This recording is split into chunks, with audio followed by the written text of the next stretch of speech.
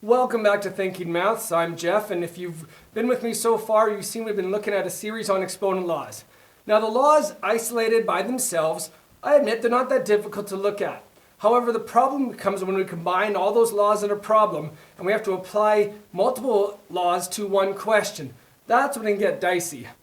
But have no fear, this video will show you how to incorporate a variety of laws when working on more complex problems. Let's take a look.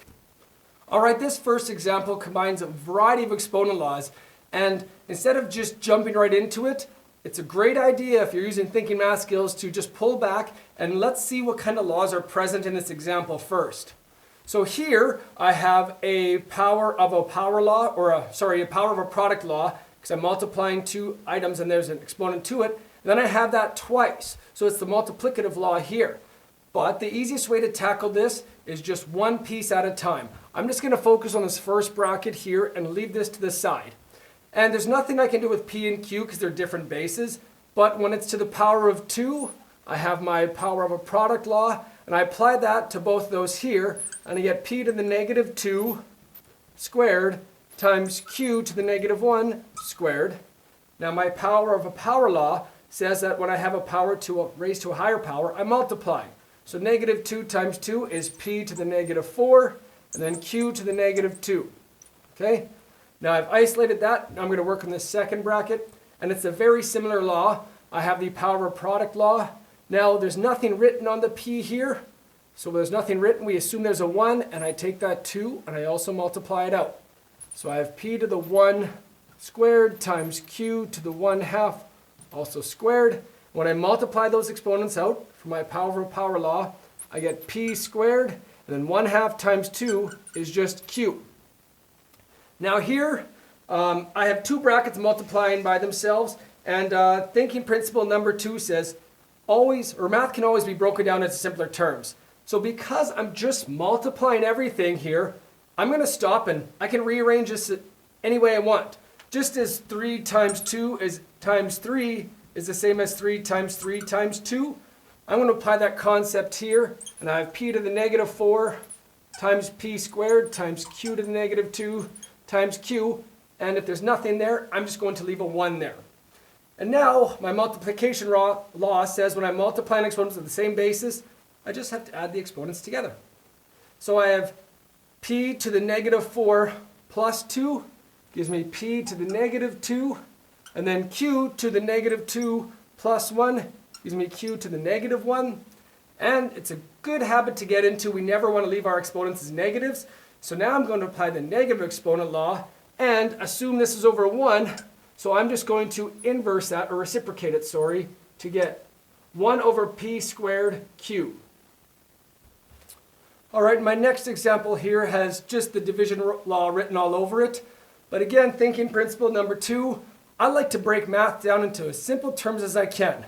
So because I'm going 14 times x times y, and the same on the bottom, I'm just going to group them up into 3 different multiples. So 14 over 6, x to the 4th over x to the 5, times y to the 7 over y to the 4. Now if I work at each one isolated, the problem doesn't seem that difficult. 14 over 6 doesn't divide nicely, but I can reduce it by dividing the top and bottom by 3. Now when we're dividing, the division law says when you divide exponents with the same base, you subtract exponents. So I have x to the 4 minus 5 and y to the 7 minus 4. All right, and I get 7 over 3 x to the negative 1 y cubed. Again, we don't like negative exponents if we can avoid them. So all I'm going to do is reciprocate that single exponent by itself to give me 7y cubed over 3 to the x. All right, this third example has another fraction, but it's to a power of negative 4 this time. Now, here's a little trick that you'll need to know. If you have a fraction to a negative exponent, we saw in the negative exponent law that if you reciprocate something, the exponent becomes positive. Well, what if there's a fraction to a negative power? Well, actually, if you reciprocate both them at the same time, all that really happens is that 4 turns positive. So I can I write 4x squared y to the negative 5th on the top and 2x to the negative 4, y to the negative 3 on the bottom, and I leave my exponent as positive 4. All right, if I reciprocate both at the same time, my exponent turns positive and it's a lot easier to work with. All right, so there's two ways we can tackle this. Because it's a power of a power law and this, or power of product and quotient, where a 4 can go to everything at once, I'm going to do this one differently from last example. I'm going to clean up what's inside the brackets first and then leave this to the power of 4 to the end. All right, so again, I'm going to separate these, if you will. It's probably going to make it messy, but I'm going to separate them into three different terms, if you will. First, I'm going to do 4 divided by 2. Well, 4 divided by 2 is 2. Then x squared divided by x to the negative 4. That's a division law. And I'm subtracting the exponent. And I subtract the negative, so be careful, don't mess up your signs there. And lastly, y to the negative 5 minus negative 3. And again, it's all to the power of 4. All right? Now I'm going to continue to work on this term inside this bracket here. But I'm just going to bring it up over here. So I have 2x, 2 minus negative 4 ends up being 2 plus 4. So that's x to the 6th. And then negative 5 minus negative 3 is negative 5 plus 3. So that's y to the negative 2. And this is all to the power of 4. So I really cleaned up all that inner fraction into just the simple one. Now I'm going to apply my power of or product rule. And I'm going to take this 4 to each of these terms in the middle, and I get 2 to the 4th times x to the 6th to the power of 4 times y to the negative 2 to the power of 4. And then 2 to the 4 is 16. I multiply these exponents here, x to the 24. And then here when I multiply, it's y to the negative 8. But again, we don't like negative exponents. And because this is technically over 1, I can just drop that y to the negative 8th down, and it just becomes a positive y to the 8th. And I get an answer of 16x to the 24th over y to the 8th. All right, this next example, although it doesn't look like it, it's more of the same. What is different about it, I have a negative fractional exponent this time, but again, it doesn't matter. I focus on the concept, thinking principle number 3, and I work my way through it slowly. So, again, I have a negative exponent on a fraction. I need to reciprocate both of these in order to make that exponent positive. So I'm just going to swap the bottom for the top, leave the exponents exactly as they are. But now my exponent becomes positive a third. Now, there's a host of different ways you can do this. I would probably clean up anything I can inside here first. And the only thing I can clean up is these z exponents. So I'm going to quickly do that. When I'm dividing exponents with the same base, I just subtract. So I have 8 thirds minus 1 third, so it's z to the 7 thirds on top. So I get negative 125, y to the negative 9, z to the 7 thirds over x to the 6th. All right, this is still to the power of 1 third. Bringing it up over here, I have negative 125 to the 1 third. And then I have y to the negative 9 to the 1 third, z to the 7 thirds to the power of 1 third over x to the 6th to the power of 1 thirds. Notice I'm not panicking with the numbers that I'm using. I am just taking it step by step and focusing on the concept, not on the numbers. Now, I'm going to finish this up here.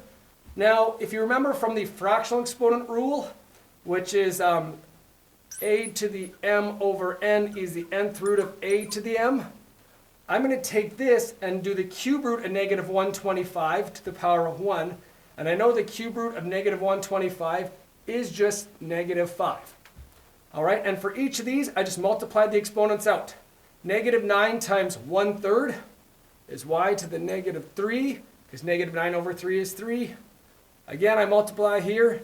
I get z to the 7 on the top, 9 on the bottom, over x. 6 times 1 third is 6 over 3. So lastly, I can write that as negative 5 z to the 7 ninth I move my y cubed down to keep it positive, and 6 over 3 is just x squared. Okay? Last example coming up. All right, now this last example looks nothing like the previous four, because in all likelihood, you're only going to work on those type of examples when you're working on that specific unit. However, you will see this a lot more in math in terms of algebra, and you might have heard foiling when you're expanding polynomials like this. And even though it may not seem like it, this is where you'll use your exponential laws the most. So let me show you here. We have two terms multiplied by each other, and you've probably heard the term FOIL at some point, where you multiply the first terms in each, the outer terms of each bracket, the inner terms of each bracket, and the last terms of each bracket. So when we do that, we get this. Not that. So when we FOIL, we get the following. We get 2x cubed times x squared. We get 2x cubed times negative 7. We get 3x times x squared. I'm going to run out of room here. And lastly, we get 3x times negative 7.